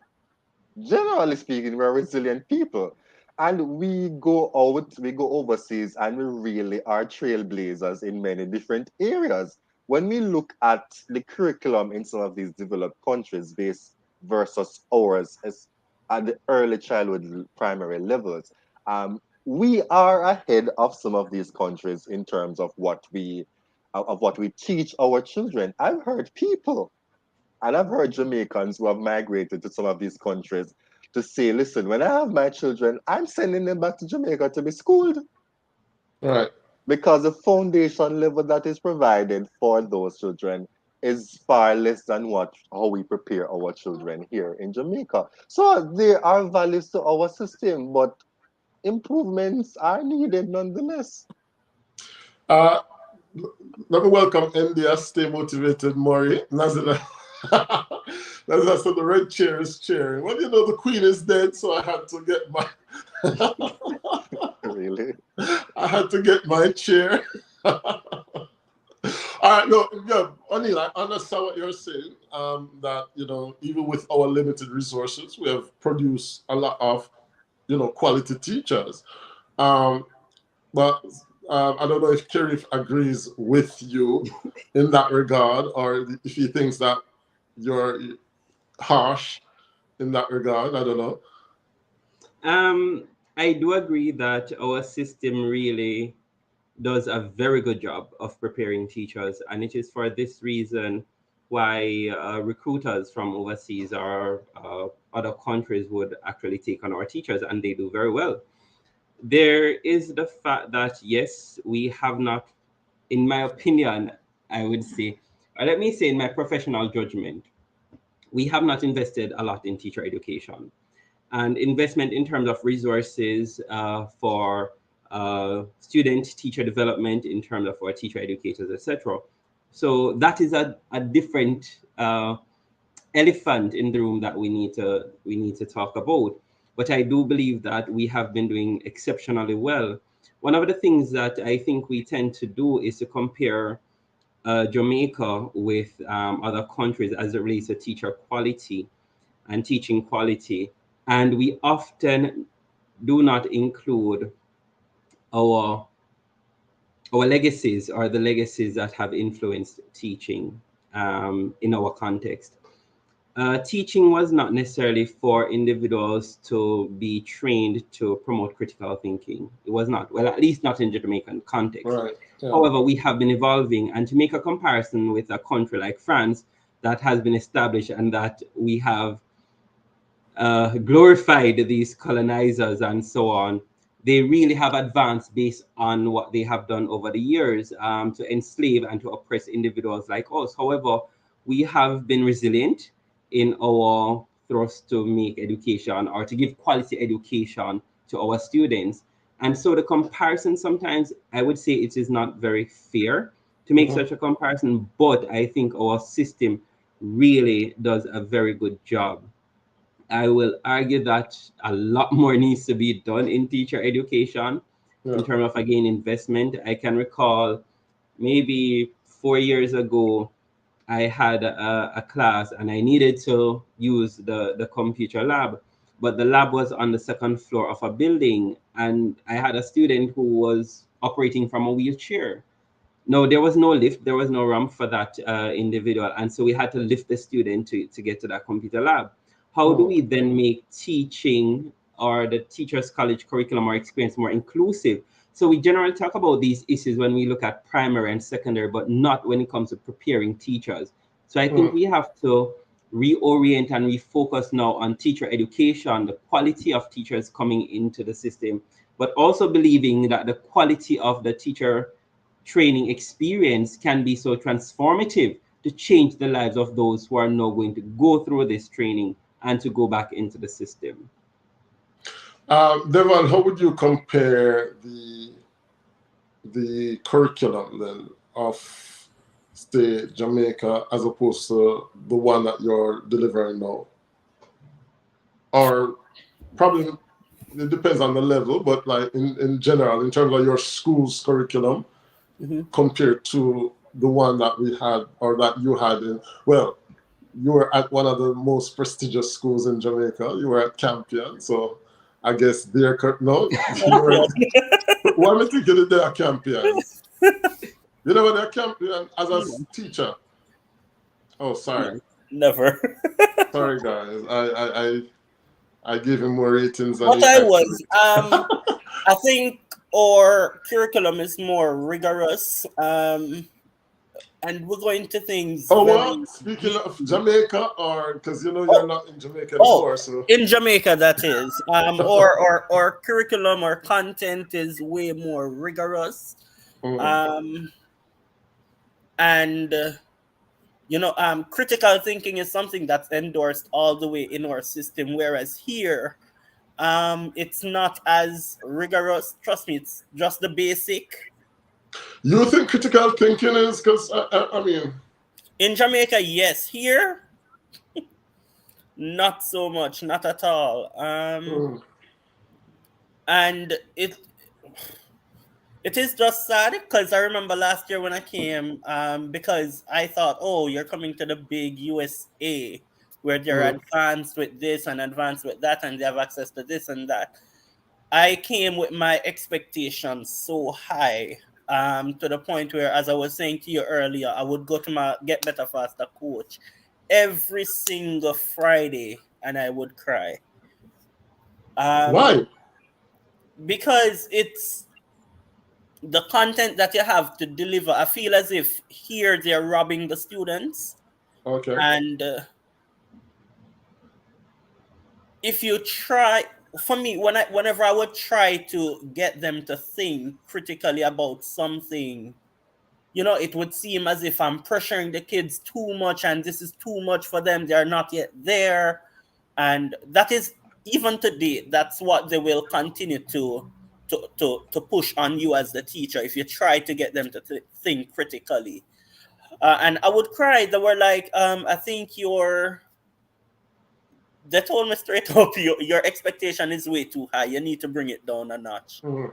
And I had to water it down completely. I mean, things that, and then when you look at things that we would learn in, let's say, the fourth grade, eighth graders here are just getting introduced to it and they don't know it. And that was so shocking for me. So I think, yes, our curriculum is way more rigorous than theirs. So it's If I may add to that, and of course, these are just people's experiences. I've never been to the US, so I really don't know. But um, I've known of some of my past teachers who have gone there to work as well, who have made similar statements that Devon just did. And even at graduate studies level, some of them are saying, like, listen, when I studied at UE, trust me, like, I don't know why Jamaica system is that hard, it's so hard Mm. compared to the system there. But again, I think context matters because some other universities in the US is probably more rigorous. Yeah. Um, so it's based on context and experiences. I also want to underscore, and I think I wrote it in my last column. Sometimes we expect the system and us as teachers, we as teachers, we expect certain skills to be demonstrated that we ourselves do not understand what the concepts mean. Okay. We talk about critical thinking skills. Do we know what that is? We talk about 21st century competencies. What are we talking about? And so we come to a class and we say, right, these are the skills that the students need to develop. But as teachers, do we even understand what Right. we are talking about? I'm teaching an academic writing course currently, and we're looking at critical thinking and argumentation. And I'm like, Wow. I mean, now that I would have had some notions of, what I think these concepts were or are. But now that I have a more concentrated course looking at critical thinking and argumentation, I realized that I had gaps in my own understanding of what the concepts were. So Mm. I think we need to be more deliberate in what we're asking students to cultivate. And because on the one hand, I could disagree with Devon. I teach at the tertiary level. And when I see the gaps in students' reasoning, I'm like, Yeah. does our system really develop critical thinking skills? But I'm not sure France does either, if I were to give a comparative analysis, uh, having been to a French university, I mean, it's almost as if they're all programmed to think the same way, you know. Leonie Taylor saying, big up to Campion. My niece was one of the brightest ones there. Go on with yourself, Leonie. All right, so I don't want to go for too long, but Doesn't Kerry, if you want to Sharif come in have any on this thoughts on critical it? Right. thinking, sorry, I how are was you? wondering, I thought Sharif had something to share on it. Yeah, I was going to ask him how if he thought that our mastery of critical thinking in Jamaica was something to talk about, or if we do have a long way to go. I again agree. Well, I agree with O'Neill in terms of teachers understanding these concepts, what they really are.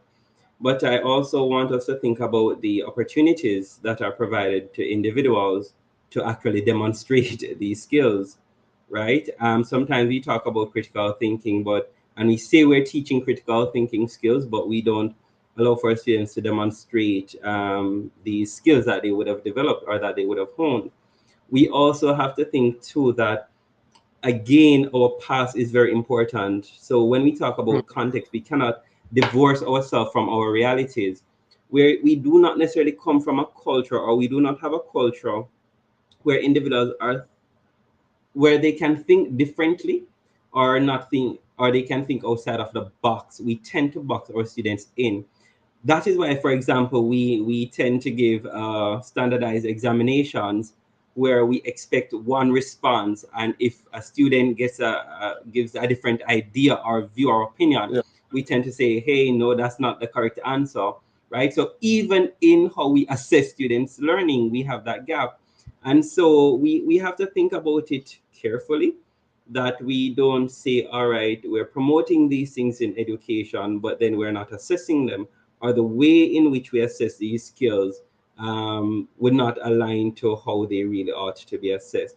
So critical thinking, problem solving, those things are things that we do on a daily basis, but we don't necessarily assess them in a particular way. Another thing that I'd like to add as it relates to curriculum and its divergent conceptions is that we have to carefully look at the fact that for the most part we're pushing cognitive development, and we're not pushing, for example, the psychomotor domain and development. We're not pushing for the affective domain and development. When we talk about violence in schools in Jamaica, that is something that we should be pushing. We should be talking about respect. We had the the Values and Attitudes program. I hear a lot of people talking about civic education that Yeah, used to but be do those taught in work though, Kerry? schools. Values and Go again? attitude and peace and love in schools and those things, but do they actually work? Especially when you don't Um, have the support um, from home to make these things work. but remember, all right. So I do agree that you need that support, or that reinforcement coming in at home. However, if the school is supposed to be that place of socialization or re-socialization and reculturing, then of course we have to have these things embedded in our practices and our dispositions, and being very blatant in the curriculum. So the same way how, for example, we'll push you say, all right, we have exams coming up and students need to study for examinations to get a good grade, is the same way we need to strike a balance to say we're looking at the affective domain of our students. When we look at grade 7 students coming into the secondary system, you have to reculture them to think that, hey, I'm no longer at the primary level and some things are not for me anymore. So taking them to a high level of maturity. But when we look at the end of year, all we're testing them on is cognitive development, right? Okay. What is there to show that the students can now problem solve or resolve conflicts, right? Because that is a part of critical thinking, resolving conflicts. What are the avenues through which I can get a peaceful resolution to this? It is not only about academics. So we have to strike that balance where teaching and learning is concerned, or where individual development is concerned, to not only think or to confine it to cognitive development. Absolutely. Let me follow up on that thought, because my course on Friday, we touched on it. And again, we don't understand certain concept that we want children to develop. Right. Because I was sharing with my students that sometimes a lot of the social behaviors that we demonstrate violence is because it's a lack of critical thinking skills. We are not willing to suspend our biases to hear what other people have to say. When we have certain discussions, it's about who must win and not listen to add something critical to the discussion. If you on a daily basis, you hear people argue, and sometimes this is why arguments turn physical, because people want to win an argument, but they don't want to assess the what is coming or the information, and then, which is why it leads to character assassination. So you feel like you're not going to win the argument, you start to attack the person's character, but you don't attack the argument. But Right. all of this is a part of critical thinking. If I may Alan Smith is comment, saying this is where we have a problem. Values and attitude is the responsibility of home development and the churches. So she's clearly saying that I know really I don't know if I think I have a problem with that, to be honest. I don't know if it's my job. Yes, I agree. I do it. But is it my job to be teaching students, okay, if somebody else is talking, you need to be quiet and listen? Shouldn't that be coming from the home? Is it Teaching is my not job to say to isolated. students, okay, if I may, you should not be hitting somebody, you shouldn't be hitting a boy or a girl, or you shouldn't be fighting or getting physical, or you should be respectful. That's not my job as a teacher. no, but Boucher, That's you have to look at it. that's a parental job. Come on. A student may come from a home with, let us say, 2 siblings. The student comes to the school context and he now has to interact with 50 students or 40 odd students in one class. There is going to be conflict in that space. We cannot avoid conflicts, not even in our workplaces, right? These things are inevitable. So when you come to the school, you now have to learn how to deal with different personalities that you're not accustomed to as if you were at home, right? Different backgrounds, so many experiences come to the classroom, and so you have to learn how to navigate. It falls on the teacher, or within the remit of a teacher, to now help that student to become so adjusted to learning how to coexist and to live with other individuals, not just those at home. Don't get me wrong, the family aspect is very important, and some would argue that the church is also important. But I have my views of the church being so integral in the values and attitudes, because we have promoted these colonial practices and beliefs and ideologies in schools that come from the church based on a premise of control. So you don't teach people to think about, okay, what are my core values? What do I believe in? Do I respect life? Some of these things are promoted in church that do not necessarily allow for an individual to become a better being or to discover self, because we suppress who we are as individuals. And so while the church is important and there's a space for the church, there's also a space to allow individuals to grow. When we look at the evolution of the church, come on, it really, there are many things that come from a colonial perspective where the church is concerned.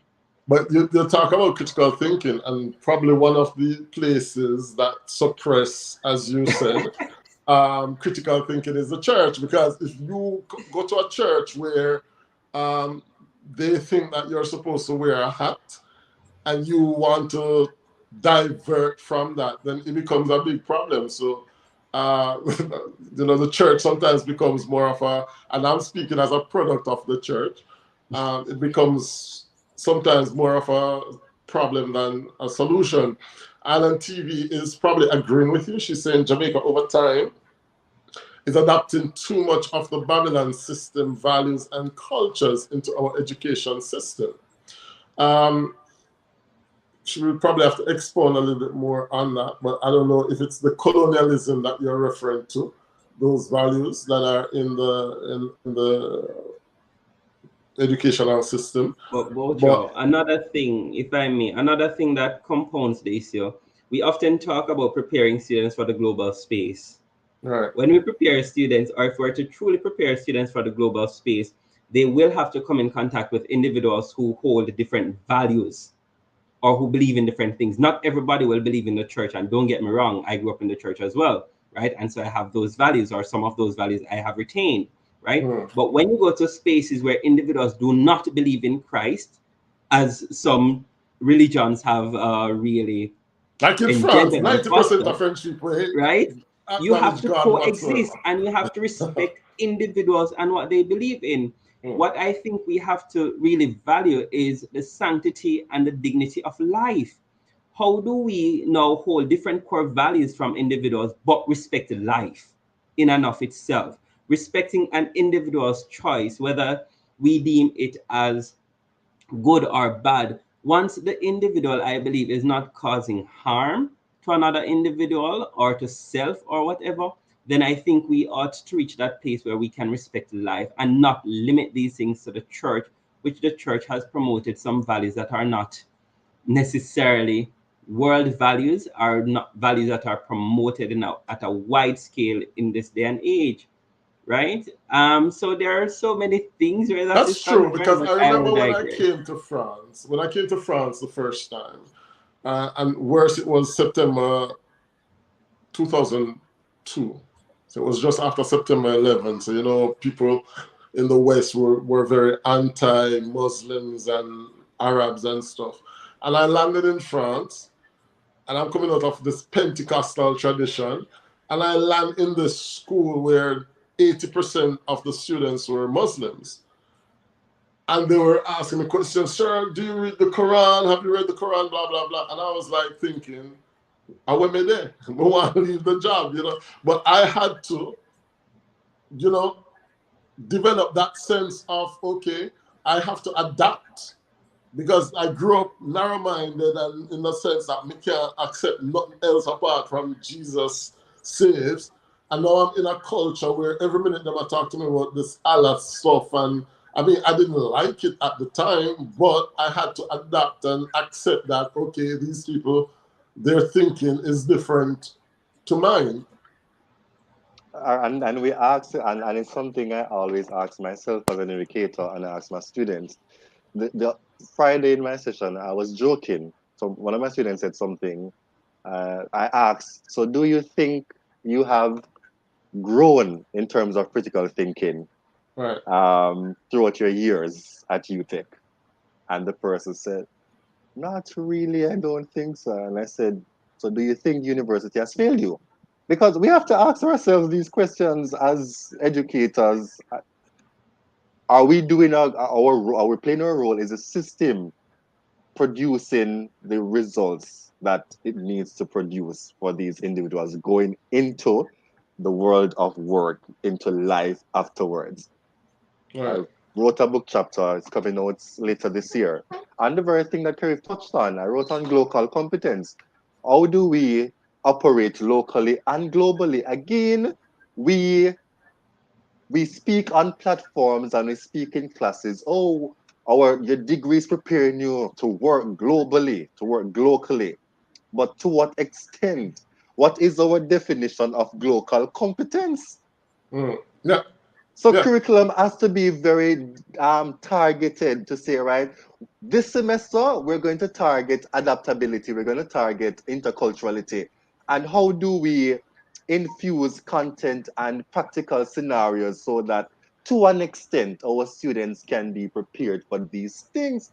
Right. we all can relate to the thing that you raised because we grew up in a society that is highly Christian based. So we grew up on those principles. Then Yeah, yeah. you've gone internationally, you have to coexist with things that go against your core values. So how do you manage in such a context? Um, it takes us back to the point that Kerry raised that, you know, it's all academic based. Your semester, and that's something interesting. In the school that I work, we have it's an IB school. I don't know if you guys are familiar with the IB curriculum, but IB, part of what they have to do is called community action service. And it means that they have to develop projects in the community and they get like credit for activity and for service. And at the end of the year, if they haven't done enough activities like sports or physical activity, or if they haven't done enough service, which is like going to a old age home to volunteer time and stuff, if they fail CAS, they can't get their IB high school diploma, which they need to go to university. So that aspect of things that are not necessarily academic based and them seeing it as being very important. I think we need to introduce a certain level in Jamaica. As you were saying, at the end of the year, it's maths, it's physics, it's chemistry, it's French, whatever, and it's all about percentage. In my school now, they have cancelled grading, for example. And traditionalists might argue, no, it's important to have grades, etc. And I'm a bit of a traditionalist. But then if you think about it, you see what they're trying to achieve. They have said, okay, we're moving away from grades and we're trying to accomplish concepts. The kids have to master different concepts. And so each time you evaluate or you assess the child, you're assessing a particular concept. So I don't know if we have to maybe move towards that or to incorporate. I don't even know if they still have guidance counselors in schools. Or when I used to, in my school, we had like family time, family life. I don't know if that class still exists. We used to have civics. I don't know if that exists anymore, but those were classes that weren't based on your academic ability, but you learned a lot of values and good attitudes in those classes, study skills. I didn't know how to, I got to university not knowing how to study. As a matter of fact, I finished uni not knowing how to study. It's only after I came into the professional world and I started to understand what it means to read and understand things. Because it was just swatting. We just learned to swat for the exam and to pass the exam. And some of us were better swatters. We could swat in one night, and others were. But in terms of really learning the methodology of how to study and how to approach exams and stuff, I never get that from my school system or education. But one other thing that you touched on, Bocho, as it relates to service learning. Service learning has been introduced to uh, our system. In most schools now, in order to graduate, individuals have to perform a minimum of 20 hours, Okay. service hours. So I know most schools have taken that approach. It is, however, not as highlighted or it is not as prominent as the cognitive achievements of our students. And we often see this. All right. So I am more of a qualitative individual. I am big on people's experiences and what they have learned, who they are becoming, etc., as opposed to being driven solely by numbers. We have to look at different types of data, meaning different things to different individuals. So if I were to look at, for example, the ministry will take a more quantitative approach to data collection. That is because of the level at which they operate, right? You're running over 1,000 schools in the country, and so numbers are important. When you get to the local level now, you have to look at individuals' experiences. Right. Who are these individuals and what are their specific needs and how have they grown? I often tell teachers that you have to be the change that you want to see, in that whatever reform you want to see, you have to start it within your context, within the classroom, and then use that as a model or the pilot to influence what happens at a higher level, right? So we have practitioners who are in the system or in the space who now need to be more deliberate about what they do in their spaces and to now upscale or to escalate that for it to become a system-wide change. But service learning is important. At the college level, they also have it, where individuals are required to participate in activities. At Shortwood, for example, they had it. Each year group was in charge of a specific event, right? And students were in charge or asked to participate. We had the AIDS walkathon, for example. So Right. individuals had to walk to give back to charity. Just that we have not reached a point where we deem these things as important as the cognitive achievements of individuals. Right. So when student teachers, for example, at teachers' colleges, they may say, okay, I'm going to stay in my room or I'm not going to participate in these things. These are things that we have to enforce and that we have to promote, that it is not just about your getting your degree at the end of the day. It's also about you being an individual who you want to give back to society. If you understand the needs of a vulnerable institution or a vulnerable individual, and you can care for that individual, you can show empathy, you can show respect, you can show that you value an individual, and you can make it a people first approach. All right. We And have if I may six add to minutes that, left. Go on, uh, O'Neill. if I may add to that, but that's how the system has cultivated us to reflect. Right. Um, we live in primary school in our time. I'm not sure about you, but we had GSAT, and so the focus was on going to one of these top schools Of because course.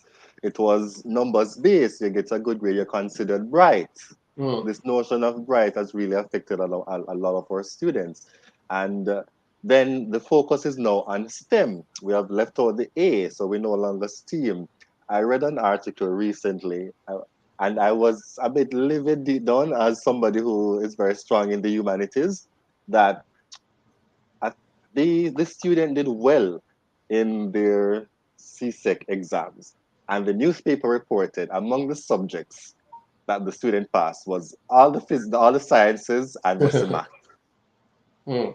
And so already they probably are not conscious of, they're sending a message that if you do well in the sciences, you're considered brilliant. And a lot of our students who are in the humanities are not driven to feel that way because we're in the soft sciences. But there has to be a balance because it's really through the soft sciences that you learn the emotional intelligence and how to deal with Right. people. Talking about suppression again, because we have a lot of students, we're forcing them to be good at the sciences and or other subjects when probably they're supposed to be doing performing arts or other subjects. Let me just get some of the comments. Leonie is saying the guidance counselor is the one who assists when students from understructured or broken homes that lack simple manners need help, not the teachers. They're already overworked. Colleen is here. Greetings, good night, happy Sunday. Alan says, thanks for that, Jamfet. You had to adapt to your environment. I'm sure that had to be learned over time. By nature, I think just in by nature, we're adaptive creatures. In order to coexist, we indeed have to adapt, and that's not necessarily the responsibility of teachers and the classroom. And she's saying, is cognitive development not the responsibility of an individual? That's a question. It cannot be the sole responsibility of the individual when teachers have gone through training to learn how to facilitate this development. When we go to a classroom, we're asking students to do things without them knowing what they're doing. And so if the teacher is not there to guide and to facilitate that cognitive development, you cannot expect that individual to develop cognitively. I think that's the most Okay. curtailed answer I can give. All right, guys, we're going to go over time by about 2 minutes, but I'm just going to ask one last question. If you had to put your finger or tongue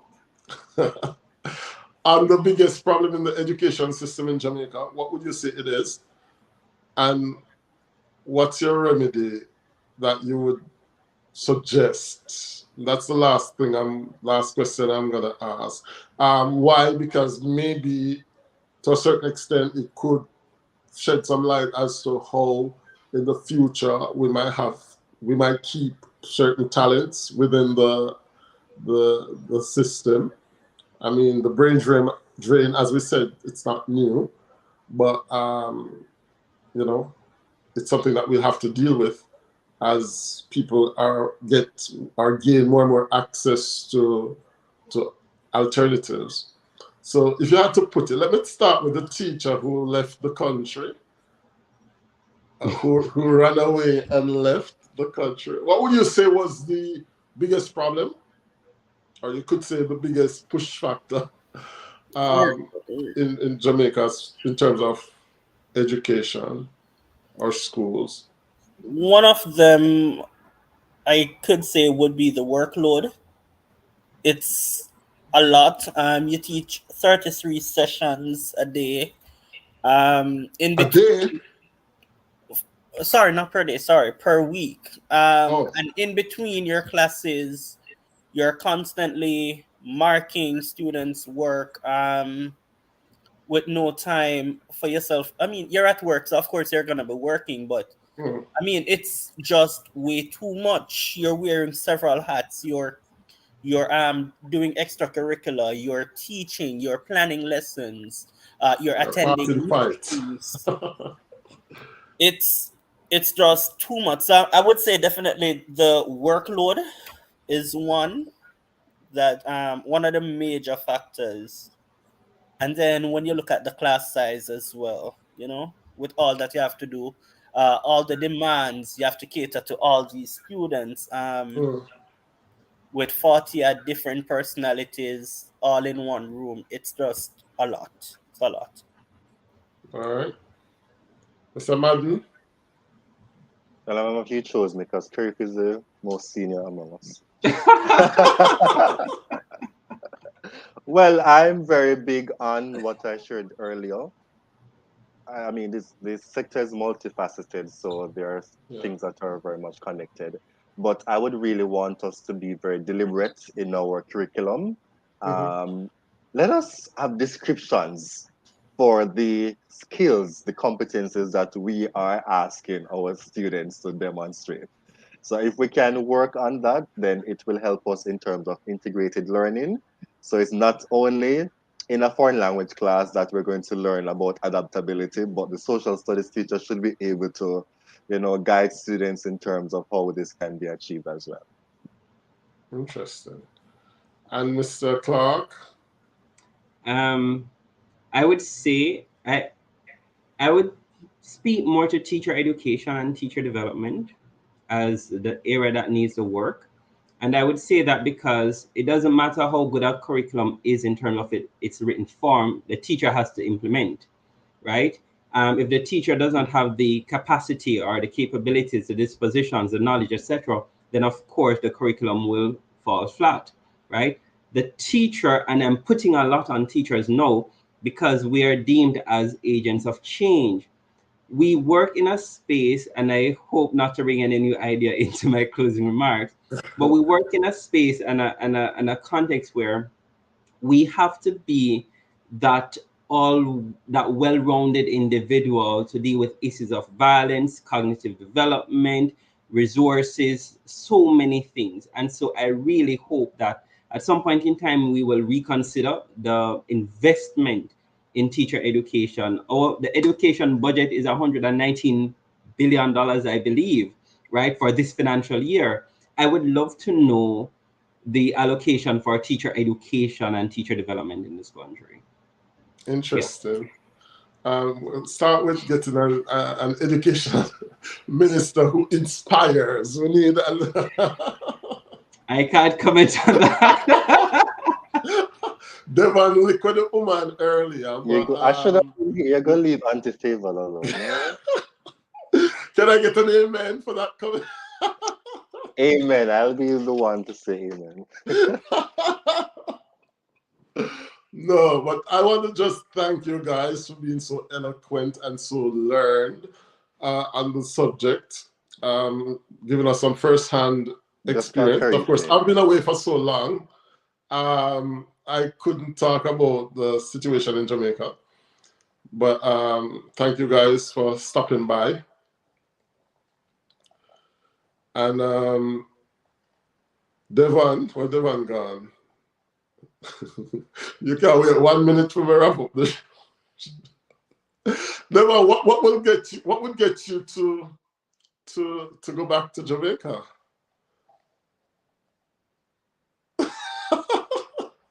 So you see, it's not the front from the front pan into the fire. He ain't coming back, guys. Oh, we're not hearing him. I'm not saying that I wouldn't go back, but definitely the workload, the chances of bettering yourself, Teacher development as academically, the yeah, worker. definitely. That's because that's something that I really appreciate with this place I'm at. You know, if they want you to be gifted certified, they're paying for it. Yeah, that's They true. basically pay for everything. If you want to go and be a master's, they will pay for it, you know, to upgrade yourself. It more that needs to be happening. And I'm sure more persons would reconsider. Because as I said before, I prefer my Jamaican students, my Jamaican context, what we've been exposed to. But at the end of the day, you can't overwork me and expect me to perform at my best. Mm. So, yeah. And Mr. Madden, when you're coming back, sir? Where am I? I don't know where you're at. You're a When I'm globe. coming back to You're where? a globe trotter. When am I coming France. back to where? France. Oh, maybe that chapter is closed. That's finished. I don't know. Okay. But I wanted to say, Devon is a coward and he's unpatriotic. Patriotism is not all. I'm going to give his number to CVM because, you know, I think they're looking for teachers who have left the ship, who have jumped the ship.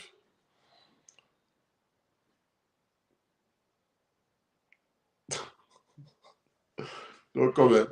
All right, guys. So thank you very much. This was Jamfet Live. Thank you to Karif, O'Neill, and Devon for tuning in. It was a great discussion. I like it. I like these stimulating discussions. All right. So anyway, thank you very much. Have a good Sunday and goodbye.